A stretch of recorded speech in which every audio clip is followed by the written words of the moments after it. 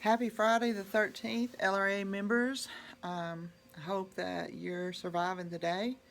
I am your president, Teresa Knapp Gordon, and today we're going to talk about the LRA Crisis Team, what it is, what it does, and why it's important.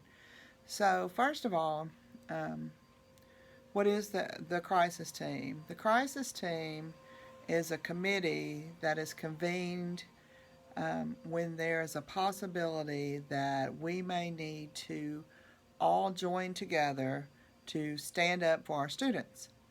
And it is a committee that I appoint members to, and they are charged with organizing the entire district, building by building, to make sure that we have uh, a reliable contact in every building at every site, and that we have that person who is called um, the crisis team captain at the building is charged with making sure that we have accurate contact information for every single employee who is a member of the association.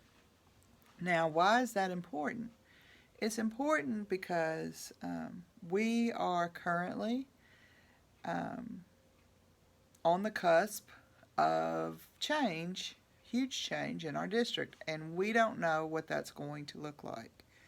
Um, if you attended some of the community forums, you saw the community and heard their demands. Some of you may be involved with some of those groups as well.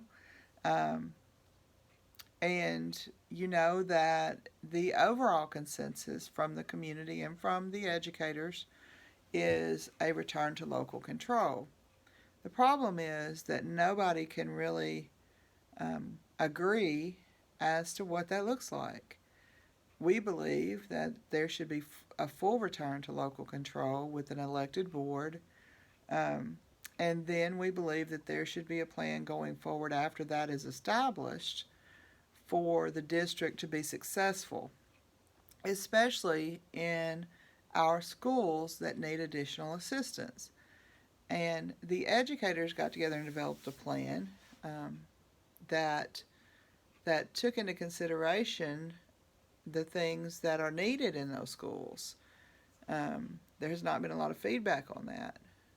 The community group, Grassroots Arkansas, has also created a plan that well, it's not really a plan, it's more like an outline for return to local control, um, with the caveat that they will work closely with an elected board once local control is restored to create a plan for the district moving forward. So, and then you have the state board who met Wednesday night for a work session, and it was pretty clear that that nobody really knows what a return to local control looks like and what that means, and what that, in the state law it says that if a district has not exited level 5 at the end of 5 years, that one of three things has to be done, and that's annexation, consolidation, or reconstitution. Now, annexation and consolidation are kind of impossibilities because we're surrounded by Pulaski County Special School District. And Pulaski County Special is still under the DSEC order, which means that nothing can be done to that district without going through the court system. And then North Little Rock um, is not big enough. They're not. It's not feasible for North Little Rock administration to run Little Rock School District, and so we have that situation. And then Commissioner Key, in his comments the other night, alluded to the fact that it could mean replacement of the superintendent or the school board. And, our school board is Johnny Key. So we could reconstitute our school board, which would mean replacing Johnny Key, or we could reconstitute our superintendent, which would mean replacing Mr. Poor.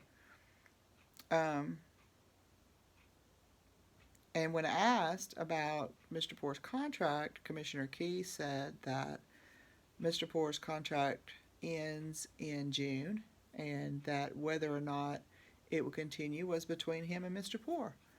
So, so that's a little bit concerning too, that that kind of statement would be made in a public forum such as that, because Mr. Poor has done a lot of good work for our district with regaining community support for our district. And I'm not saying he's perfect. I'm not perfect either, but he has worked with me every step of the way as far as negotiations and solving problems and that type of thing. And he really has revitalized some pieces in our city as far as support for our school district. And you can't not recognize that. And so, we've had, in the past, we've had bad superintendents, we've had okay superintendents. I've lost count of how many superintendents, but Mr. Poor has been with us this is his 4th year, and so whether he will continue or not remains to be seen.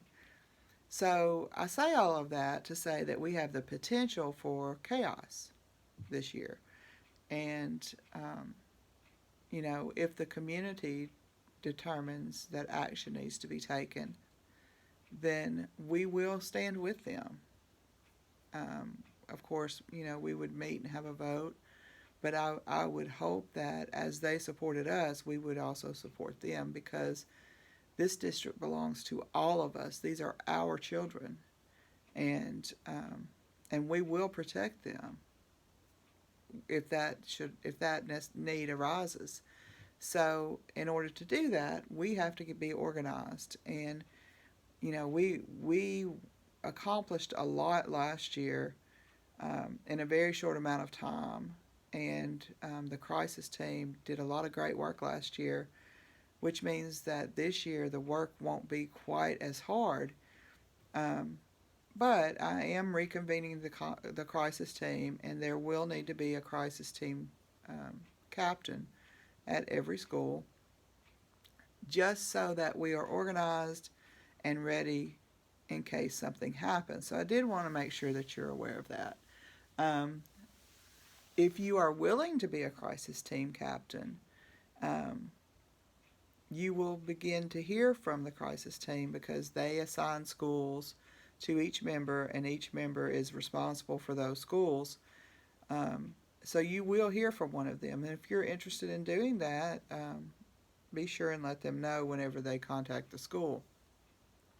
The building representatives are our first point of contact, but that does not necessarily mean that the building rep has to be the crisis team chair, because both are big jobs. So just keep that in mind, and keep that in mind too when you get paychecks, that maybe put it back a little bit if you can, just in case. I'm not saying anything's coming, and I truly hope it doesn't, but it's always good to be prepared.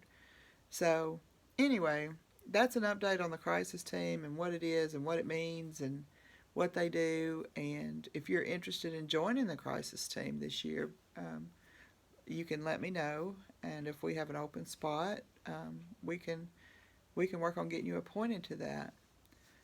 One last thing, one reminder is the AARA, that's the Representative Assembly, is coming up November 1st and 2nd.